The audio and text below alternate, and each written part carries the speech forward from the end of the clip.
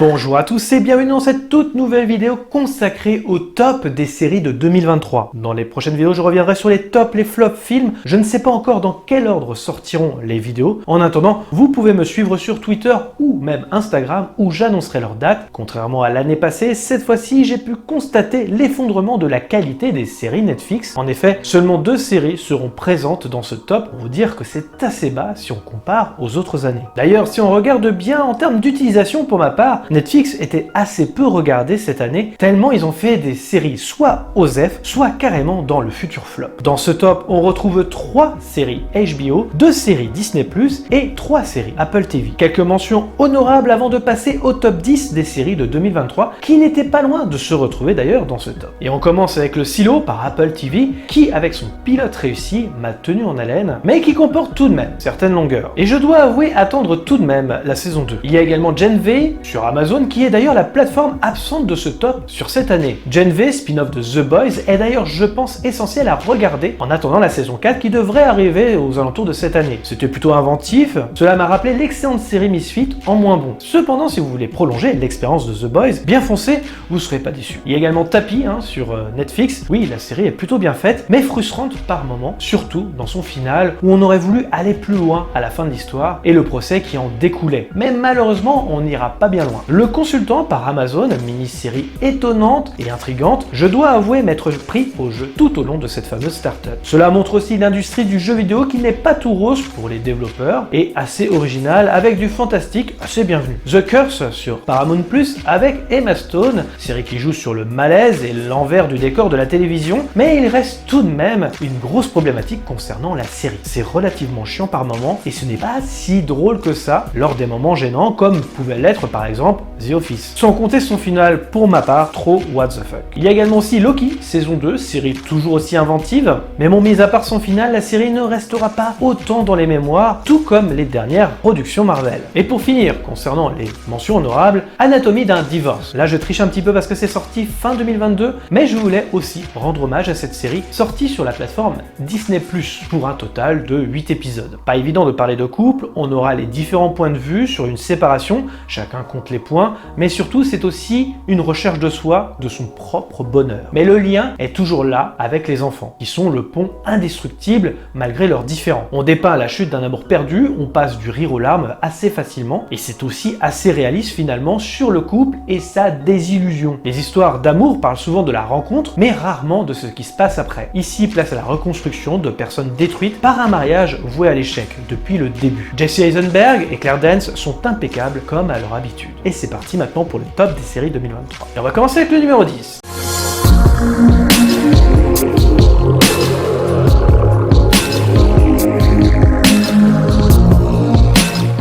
La maison Usher. Qu'elle repose en paix.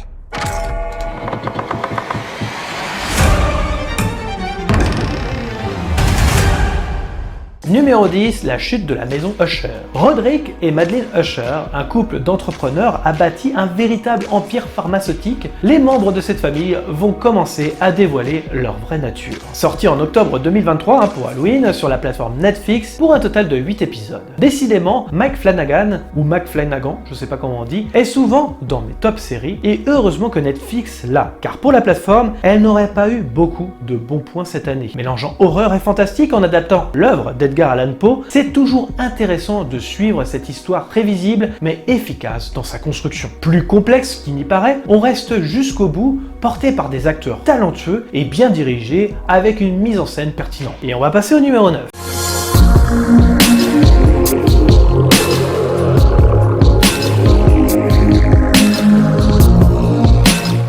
Que j'ai raison.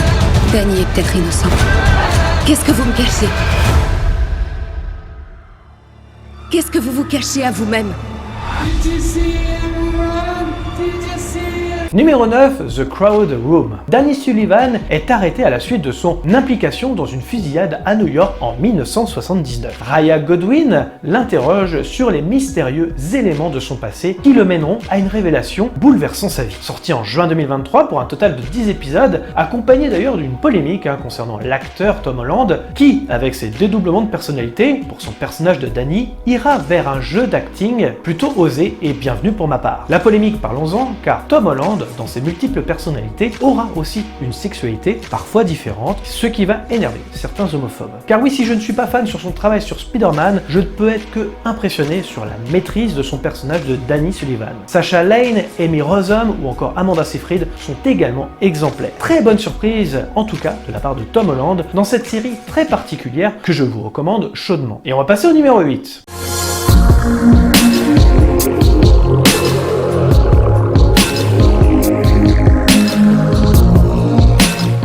Tu as enfreint toutes les règles. Comment peux-tu encore t'asseoir dans ce fauteuil en direct tous les soirs? Il est temps de tout mettre à feu et à sang. Faisons tout péter. Il faut finir ce qu'on a commencé.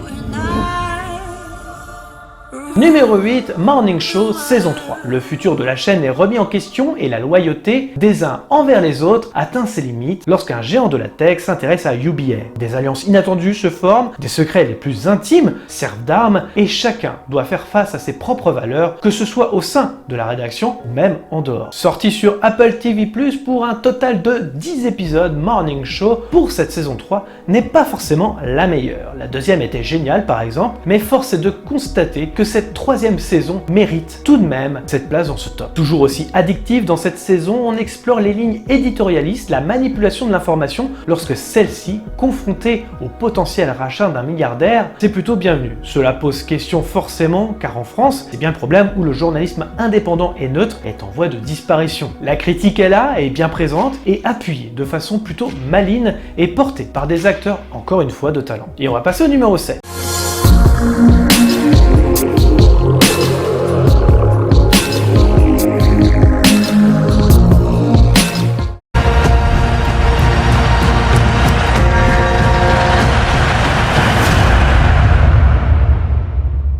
Nous sommes tous prêts, madame.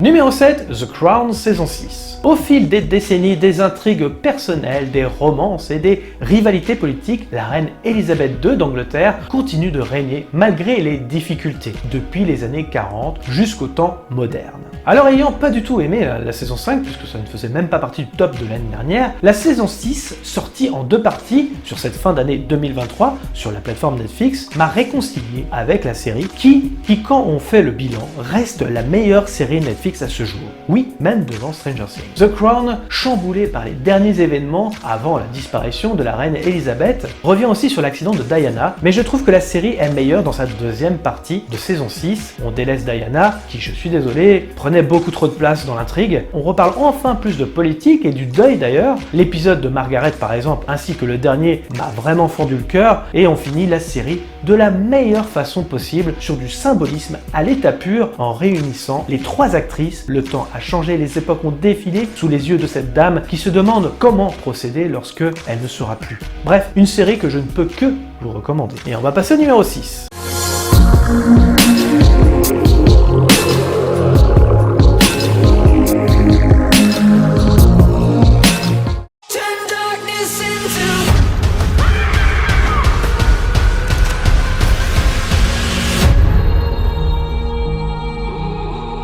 Numéro 6, une lueur d'espoir. La vraie histoire remarquable de Miep Jess, femme néerlandaise qui a joué un rôle essentiel dans la dissimulation d'Anne Frank et de sa famille pendant l'occupation nazie à Amsterdam. Sortie sur National Geographic, donc sur Disney+, cette mini-série de 10 épisodes est sortie le 1er mai 2023 et m'aura totalement bouleversé. Forcément, tout le monde connaît Anne Frank, rendue célèbre grâce à son papa Otto, mais l'histoire derrière en est encore plus fascinante. Les acteurs sont impliqués et même si la mise en scène reste timide, l'histoire fait le reste et on devient vite accro.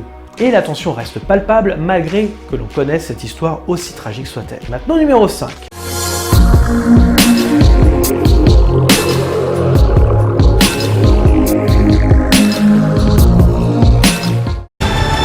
Est-ce qu'on est irresponsable? Tu seras plus en colère à propos du passé. L'avenir, c'est maintenant.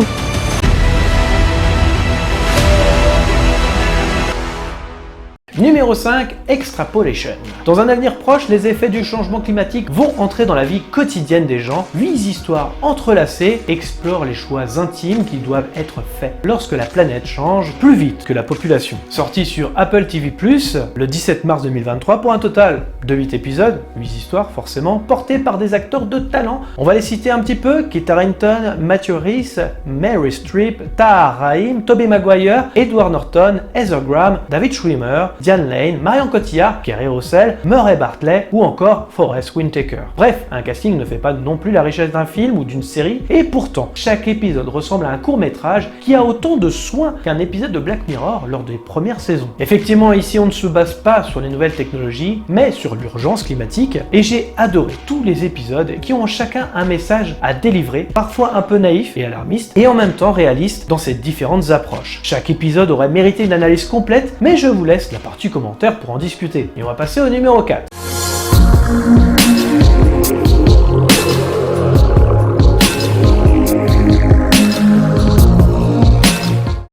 Everything okay, mi amor? Yeah, everything's gonna be great. You better run for your life. Barry, saison 4. Jen Cousineau fait figure de héros après l'arrestation de Barry, aux conséquences particulièrement choquantes. Ce final explosif et hilarant est la conclusion logique des saisons précédentes. Finale de la série en 8 épisodes est sortie en avril 2023 sur la plateforme HBO, que j'ai rattrapé d'ailleurs cette année, et je me suis marré devant cette série. Très originale dans sa démarche et dans son histoire, on y va à dose d'absurde mais tellement efficace. Anthony Carrigan est le meilleur personnage en chef de la pègre débile avec un accent coupé au couteau. Il n'est pas étonnant que l'acteur enfilera le costume de Métamorpho pour James Gunn, habitué aux comédies, dans le remake du prochain Superman. En tout cas, Barry reste une curiosité à ne pas manquer. Et maintenant numéro 3.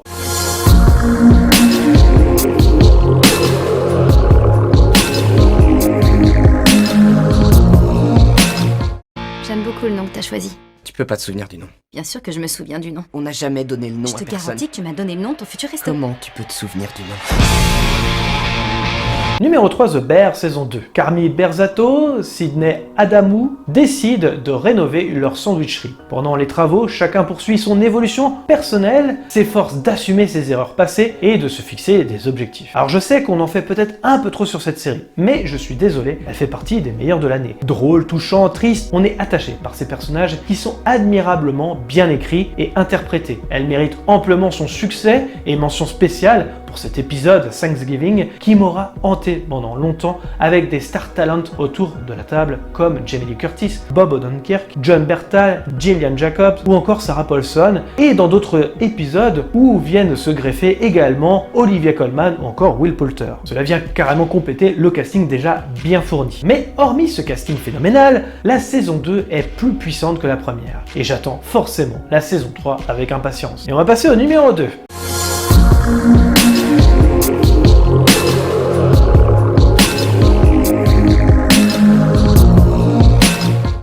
Trust me.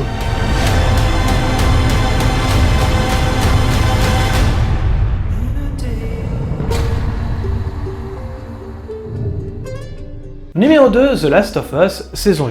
La première saison de The Last of Us, série télévisée américaine inspirée des jeux vidéo du même nom et constituée de 9 épisodes diffusés à partir du 15 janvier 2023 au 12 mars 2023 sur la plateforme HBO. Alors il était évident, et ce n'est pas non plus une surprise, que The Last of Us soit dans ce top. J'ai fait plusieurs vidéos d'analyse sur la série et je vous invite à vous y référer. L'adaptation est réussie, tout comme le jeu vidéo d'ailleurs, où même certaines libertés ont été prises. Je conviens qu'elles soit minime, mais elle reste appréciable, voire peut-être même meilleure que le jeu vidéo. Notamment, vous l'aurez compris, sur l'épisode 3, qui est pour moi un chef-d'œuvre. Oui, j'ai pas honte de le dire. J'attends impatiemment la saison 2, car pour ma part, c'est la partie 2 du jeu vidéo que je préfère, dont il est adapté. Et maintenant, numéro 1.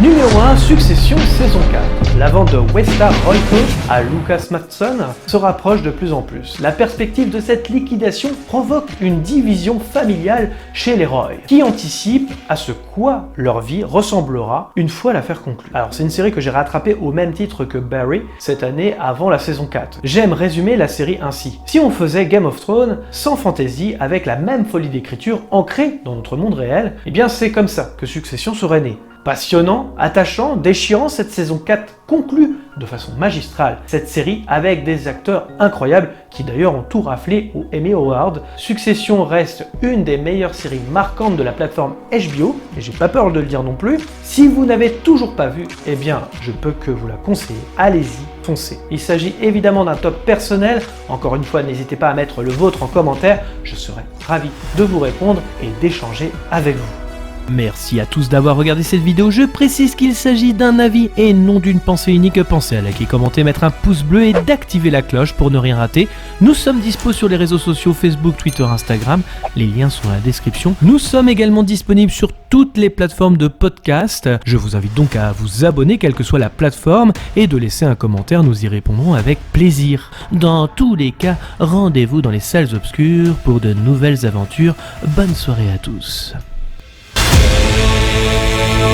Gone.